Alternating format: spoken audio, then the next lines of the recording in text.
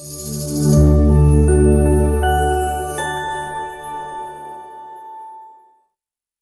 y'all doing? I'm your host, Benny. Welcome to another episode, your number one source of motivation and inspiration. We right here live at Quotes Chapter 3, 6375 Old Branch Avenue. Whenever you feel like you need some inspiration, you feel like you need some good vibes, some positive energy, make sure you pull up.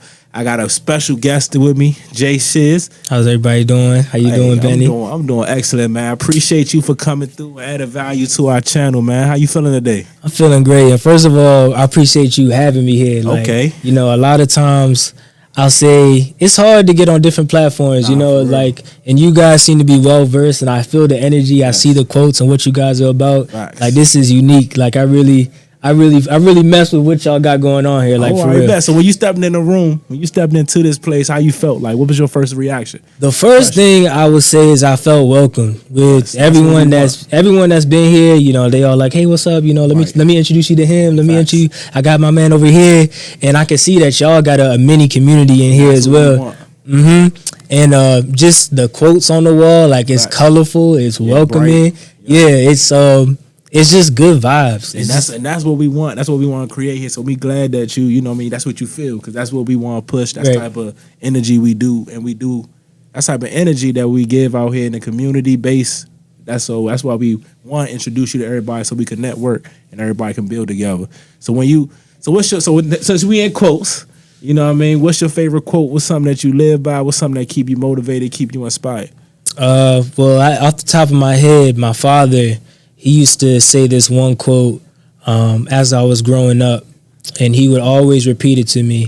He said, the more you learn, the more you earn. Hey, I agree with that. Yeah. And so through that, it's just been motivating me to just continue through education. At one point, I was like, I felt like, college, that's not going to be for me. Nice. But I realized, honestly, with some of the jobs I was working, like, how they treat you when you don't have that education.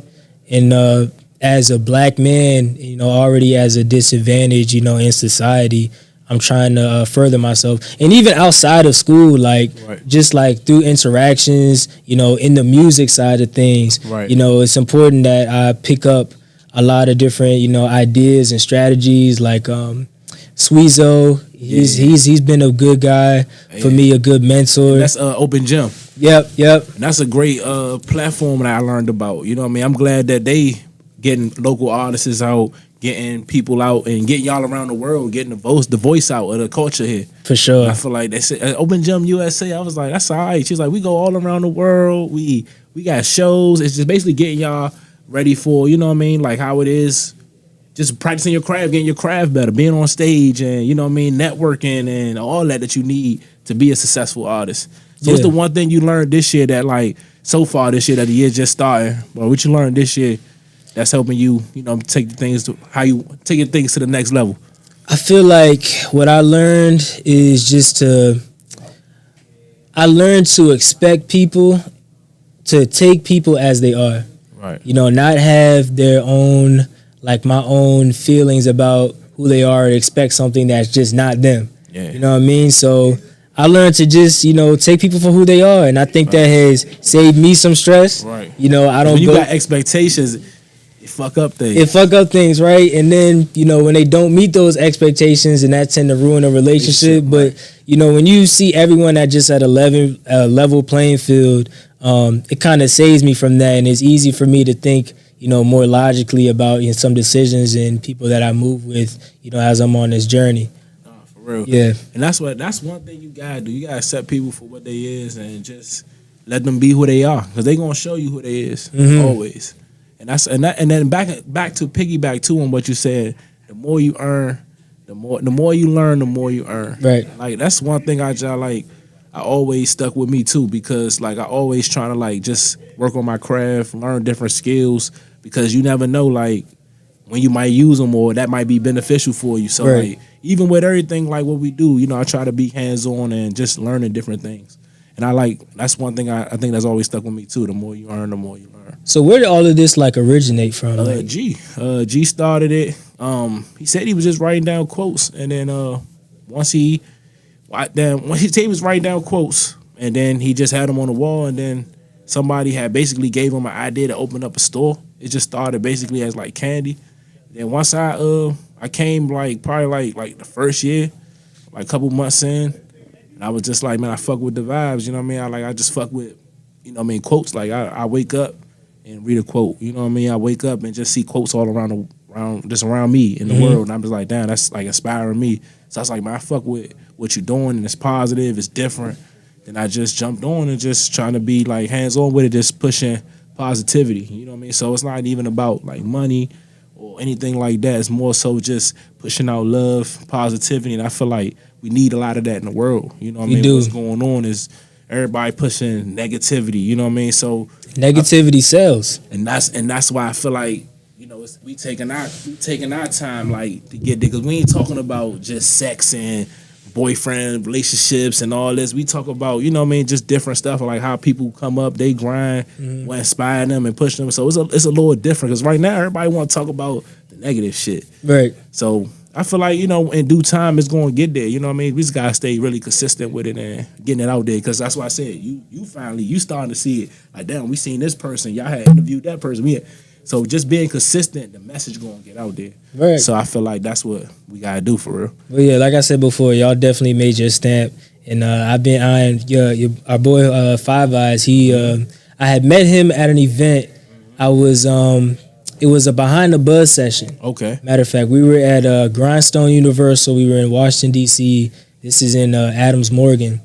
And I think Ozzy was associated with her. She's somebody who's a part of our team.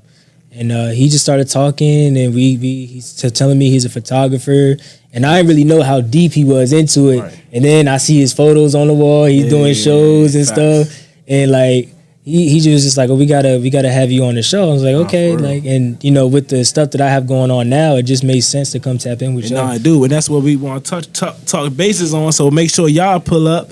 Catch his premiere, Hurt People. Right.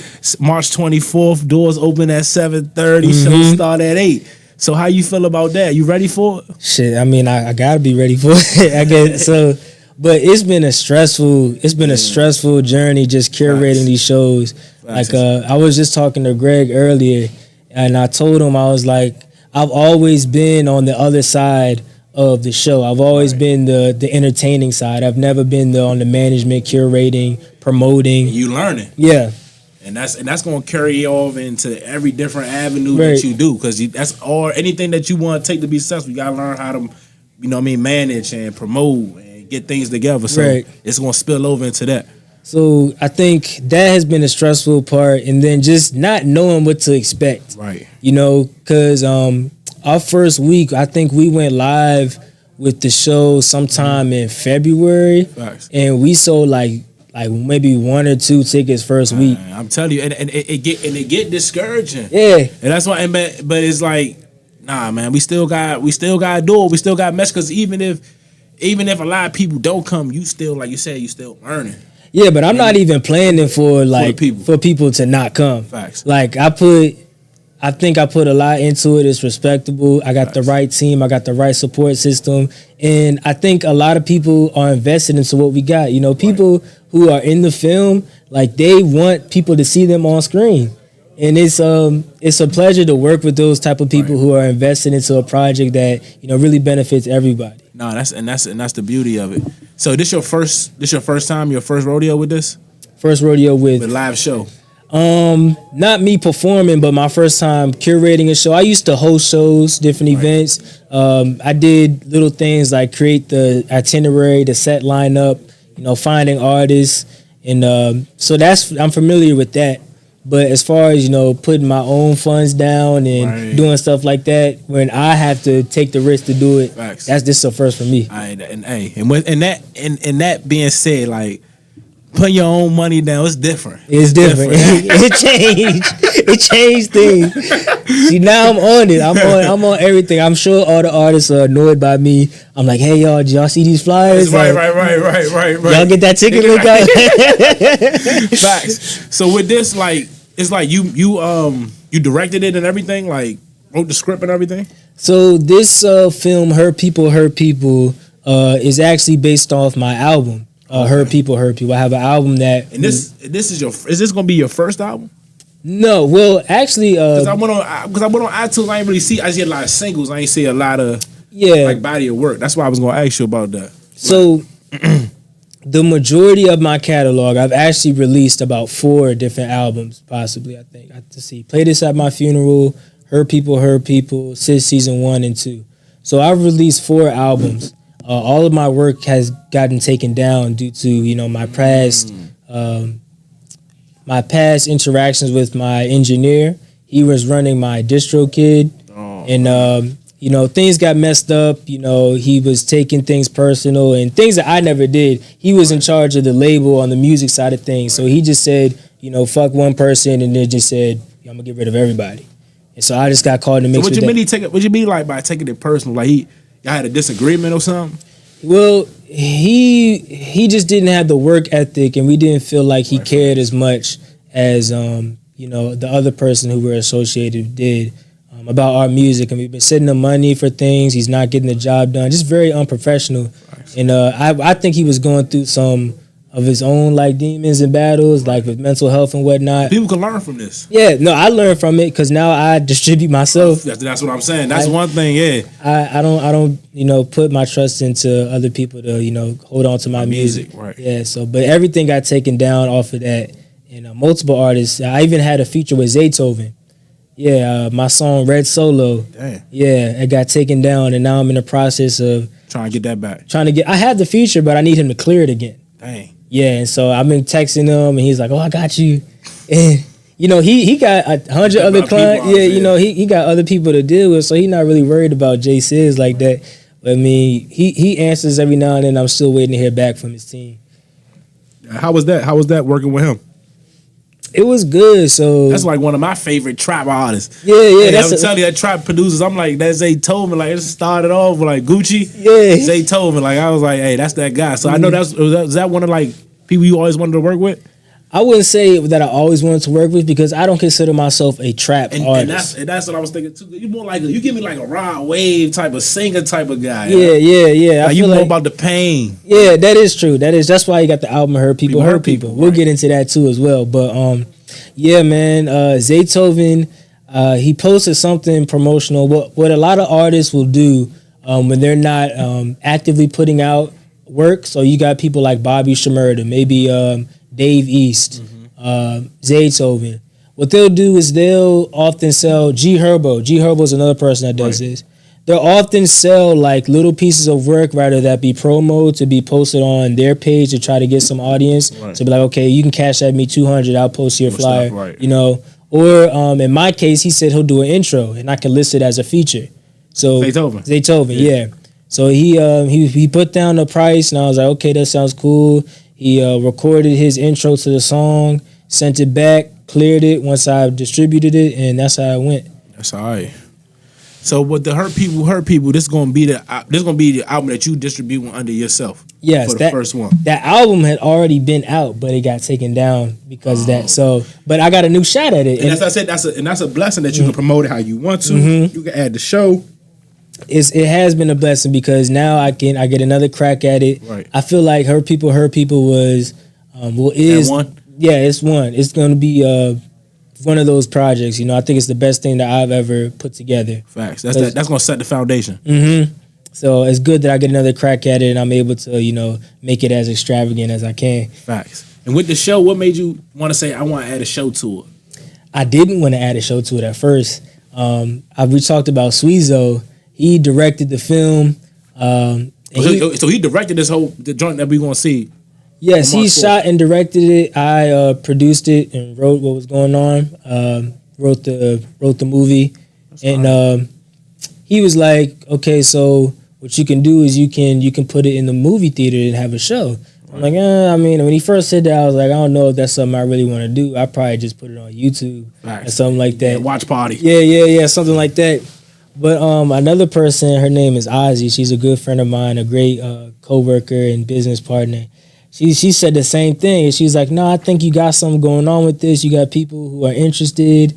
This would be a good stepping stone for you and your career. Right. And they kind of inclined me to do it because everything just lined up perfectly for it to happen. Right. Why you say that? Cause I had everybody was invested. People showed up when I had the casting call. I'm thinking I'm gonna get 3 of my homeboys from the neighborhood and we're gonna make a music video, which is something I didn't want to do. I didn't want it to be like a run and gun music video.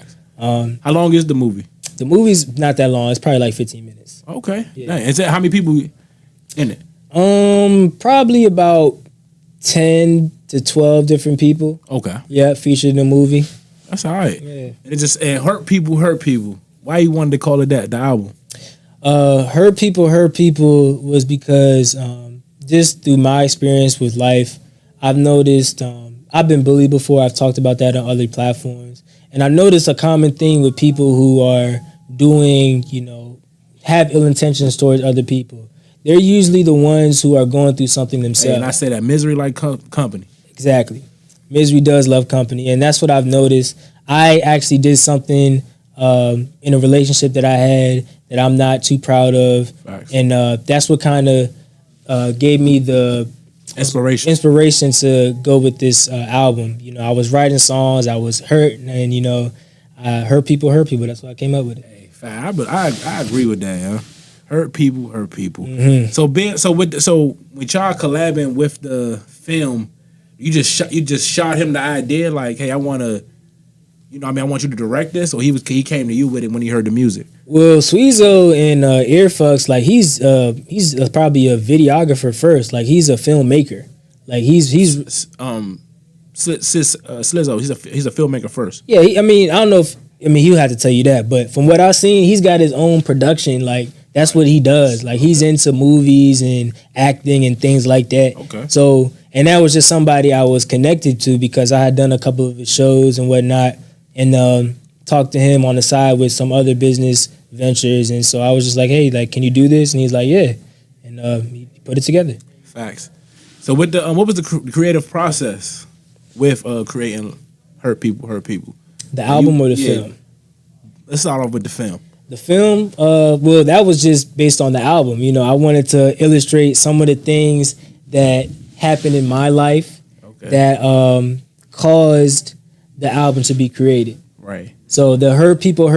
What was that main thing in your life that caused that caused that inspiration? I cheated on somebody that I was associated with, my girlfriend. Oh yeah.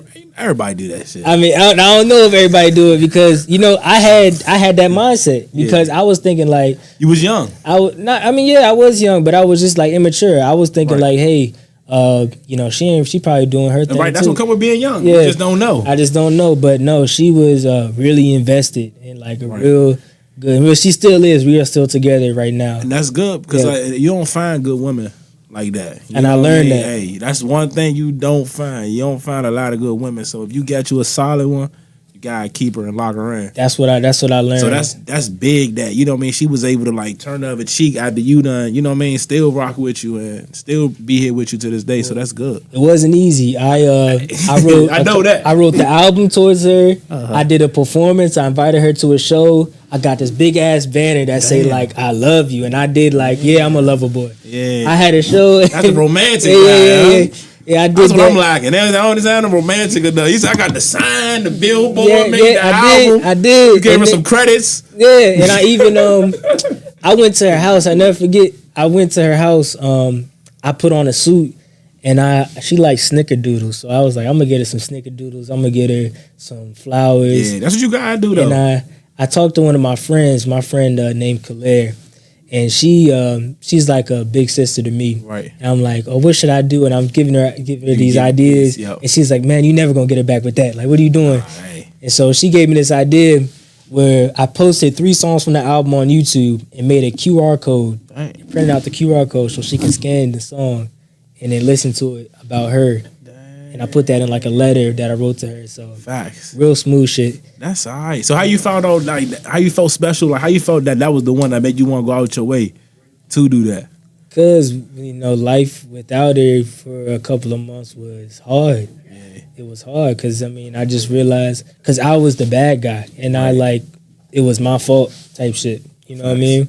So I'm generally a nice person, and so just knowing that I heard somebody, you want to correct your wrong. Yeah. Knowing that I heard somebody like that, I wanted to do everything in my power to try to make it right. That's all right. Do you see yourself acting sometime? Like now that you got a short film coming out, do you see yourself acting? Yeah, I love acting. I found out I love acting now. Okay. Yeah, so you like you the main star? Yeah. So starring Jay Sizz, but Dang, starring Jay Sizz. Yeah. Did you put your girl in it? Oh, absolutely not. Oh. No, because it's too close. Made it extra special. It's too close to home though. Right, you know, we reenacting something that happened. Right. I asked her about it, and I was like, "How do you feel about doing this film?" She's like, "I don't know," and I can understand that, but just with so many things of how deep I got into it with creating the album and stuff, like it just had to happen. But now she respects it, and it turned into a good thing. That's facts. So how many albums you plan on putting out this year? Or that's what I mean?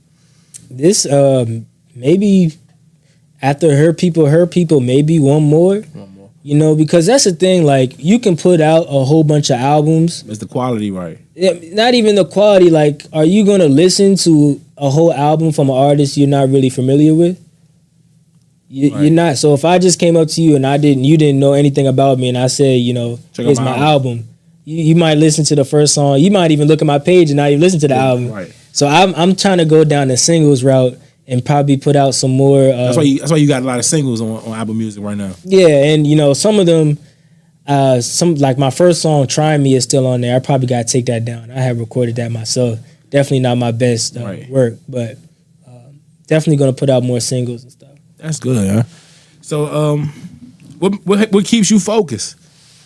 What keeps me focused? I just love this shit. I just love what I do. Like I'm at one point in time, I still feel like there's some way I want to figure out a way where I can do this for the rest of my life because I just love making music. I love creating. I love all of that like so bad. But being realistic, that's when we talked about the more you learn, the more you learn. The more you learn, the more you earn. I'm still going to school, just in case stuff don't pan out because the chances of me actually making it are slim to none. But if you can somehow monetize, what you're doing, then you already winning. Facts. If you're doing what you love, right, that's gonna come with it because people pay into passion. Yeah. So long as you passionate about it, and they can see that, and you consistent, and you keep pushing it out there, people gonna catch on. That's why I say with this platform, like we first got it, man. We ain't really know. We was just winging it. Right. Like we was just winging it. Then people really was like, we fuck with it. We fuck with it. Like we like it. Like it was like, man, we gotta be really consistent with it. We really got something. Like we really want to keep pushing it. So we just now, what I'm saying, we learning like what people like, what people don't like. You know what I mean? What's catching more people? What's getting more likes? What's getting more attention? So we can more put the gas on that and get our name up there more. So with the Behind the Buzz, what made you want to do that? Like, are you fascinated with the story? Because I am too. Like the person's story, like the artist. For sure. So Behind the Buzz. Well, I'll start even before Behind the Buzz. Right. I went to Bowie State University first. That was my first college I attended. And while I was there, I majored in communications. And I was intrigued. I said, while I'm here, I'm going to figure out how to get on the radio station, WBSU. And I was on the radio station. I hosted a couple of shows. I got to talk with some people. And that really spiked my interest into media, being a personality. And so then I, left Bowie State, and after I left Bowie State, I was just making music, and I wanted to figure out a way to get back into media. I partnered up with some of my friends, and hey, my man Brandon. What it do? What's going on? But that's Brandon Deshawn who just walked in. If you don't know who Brandon Deshawn is, he's going to be performing at the Hurt People show on March 24th. Be sure to check out Brandon Deshawn. For sure. Yeah. But Behind the Buzz started in somebody's basement. We were doing interviews with just our friends. We got a sponsorship with the Creative House. Okay. How did that come about with the sponsorship? So I interviewed. What did I do to get with the Creative House? I did an audition. The Creative House had an audition, and I had signed up to audition, and I performed one song. I performed Indica, and Mark Bravo, he liked that song, or the judges liked the song, and they invited me to go to the Creative House reality show, which is basically a whole bunch of artists. They come together, and they're in the house, and they're just doing creative shit. You know, it's like that's dope. Yeah. That's what it's all about. So I didn't actually go to the house, but I got invited to go. And, you know, just with that connection, I started doing little shows with the Creative House. And that's in DC? The Creative House at that point in time its headquarters was in Hyattsville. Okay. Yeah. So I was doing shows. And then eventually I kicked down the door and I was like, man, I really had to scratch and claw to get to where I was at with them. And I said, let's have a meeting just to talk about what we got going on. He liked it and we started moving forward. That's dope, and, man. Yeah, we got a great relationship now. Mark is my guy. Just seeing him, I picked up a lot of cool shit from him, a lot of game, just being around him. And what's that one thing he taught you that you could share with our listeners? So with Mark, it's the marketing behind him. And that's the main thing. You got to get it in front of people. Yeah. So Mark, he's got this personality that kind of just makes you want to do shit for him. Like, he's just one of those guys. Really persuasive. Yeah, he's not even persuasive. Like, he just got something with him that people like. You know what I mean? So, but I start, you know, dissecting. Okay, how is he going about his posts? How is he promoting his tours? How is he doing these different events? How is he performing? And I kind of take little things from that and start implementing it myself. And how he goes about doing his business. Even when you see him doing a show, it's not just a show. He's got something else tied to it. He's got other people, you know, doing different things, and it all comes together to where people see Mark Bravo. You know what I mean? So I've learned that from him. And Sweezo has taught me a lot on the he just talks to me. We'll call every once in a while, and he'll just give me free game. So those two have been really big for me, just helping me out. Whether they mentorship is big. Yeah, and I don't even know if they know that they mentors to me. And they probably don't know, but now they do. But that's big though, having somebody that can just give you that game. Like me, I try to be around people that's like on the next level. Like I try to get in them rooms with people so that I can learn from them, and we can share information with each other, not just. You know what I mean? They can learn from me too. Right. I thought we can learn from everybody. Can learn from each other, and that's why it's good to show that information. That's all right though. That is very important. So, how important is mentorship to you? It's everything because you know now I consider myself a leader in my own lane. You know, with Behind the Buzz, and even in my own artistry, I feel like just paving a way to where I know other people are looking at me and they can possibly do similar things that I have attempted.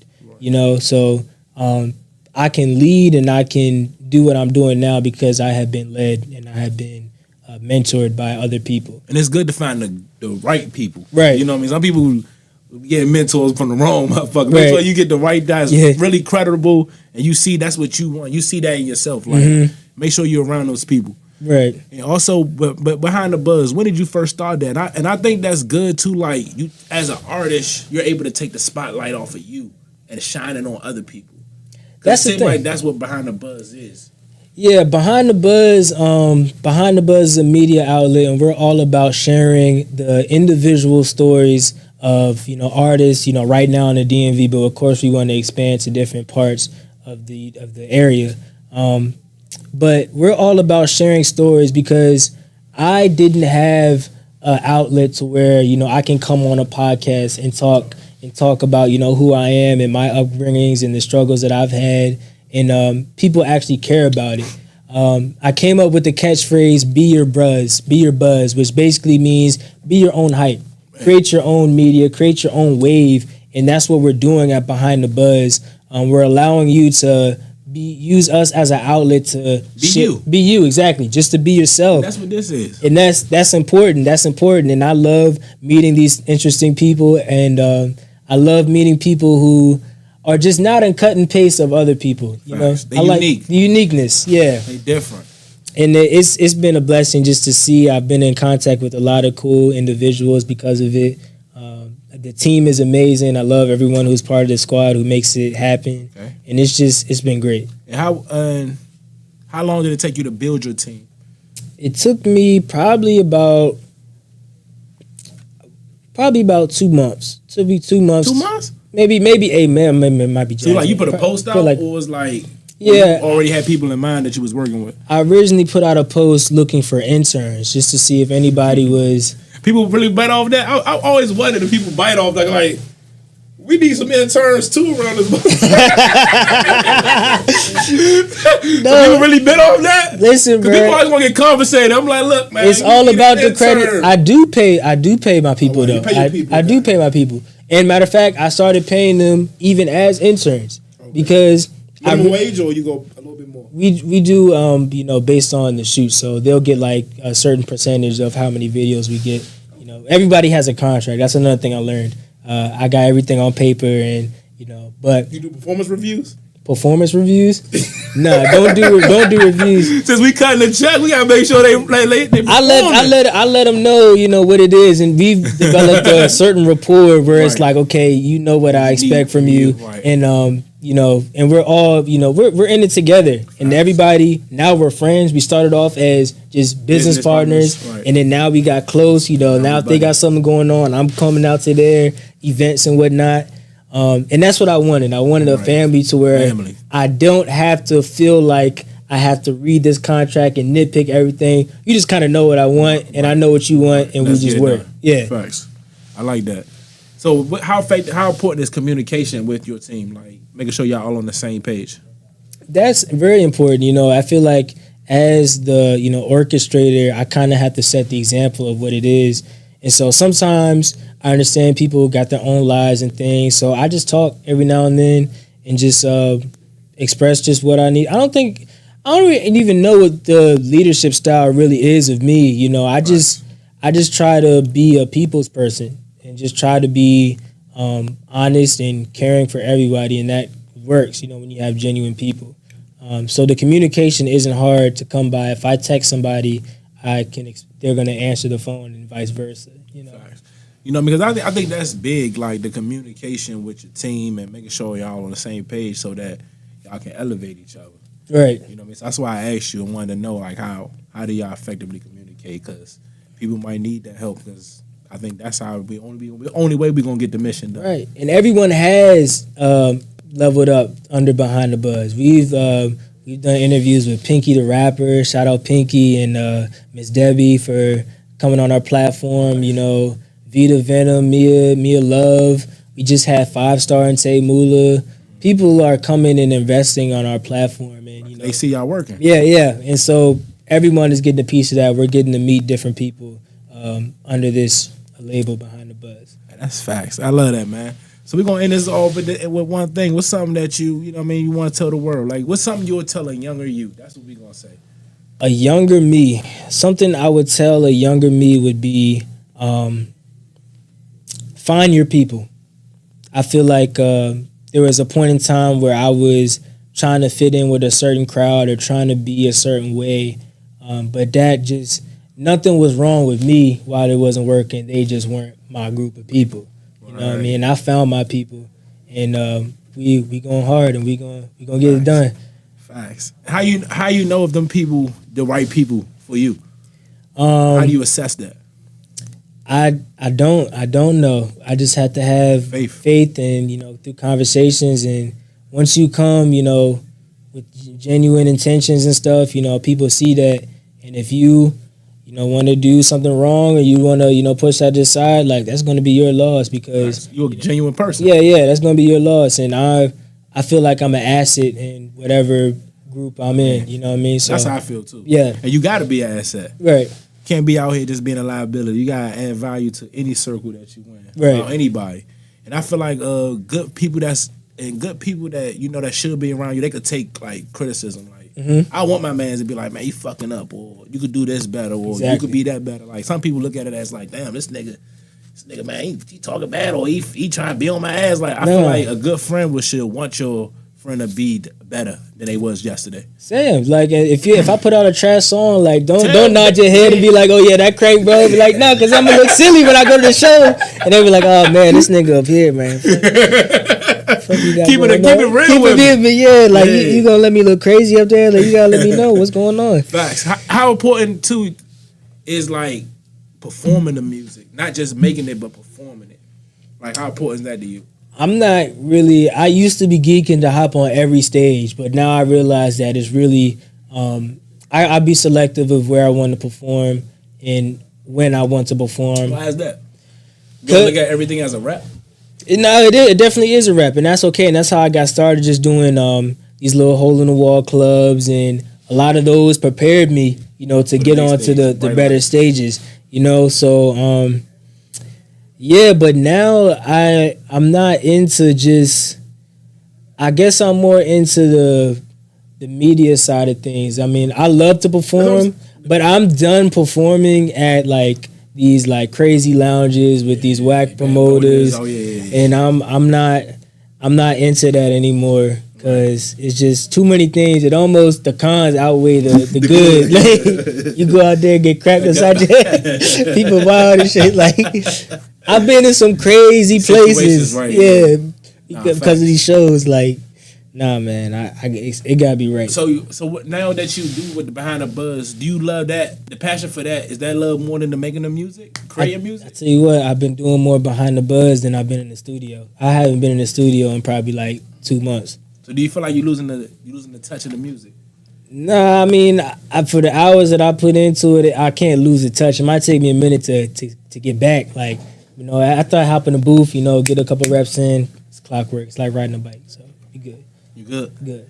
So right now you want to push the Behind the Buzz right now. Yeah, we gotta keep the main thing. I feel like Behind the Buzz is growing, and we gotta make sure that we keep growing. Sure. If Behind the Buzz is doing well, everybody underneath it is doing well too. So that's all right, man. Appreciate you for coming through, man. Let them know where they can find you at and about the show. Make sure y'all there. Hurt People, March 24th. Yep. Hurt People, Greenbelt Cinemas, March 24th. We got crazy performances. We got OCA Stacks, my man Brandon and Sean back there. Topanga. These are all hand-picked artists. Like, I didn't just go and ask, you want to perform to just anybody. Like, these are all people that I know can hit the stage and do their thing. Yeah, everyone on that set list is him. Legit. Like, they are legit. So you want to come to this is an all-star lineup. And then, of course, support your boy with the film. And we're expecting 200 guests. So I need all of y'all help, all y'all support to fill it up. And let's make it a memorable night. Hey, that's all right. And I'm gonna say one thing too. I want to ask you: was it hard getting into the movies, or it wasn't with that process? It wasn't too hard. It was a bunch of reaching out to people, different venues, seeing which one fit. And Greenbelt was the one who locked in and sounded right for me. Right? Is that where you from? No, I'm from Laurel, Maryland. Oh, I bet. Yeah. Because I know we got a lot of people from that side. Yeah. Even having, so I was wondering was you from there. But I appreciate you though for coming through. Yep. And We Quotes Chapter 3. Make sure y'all follow us on Instagram at Quotes by Many. Make sure y'all like, subscribe, comment,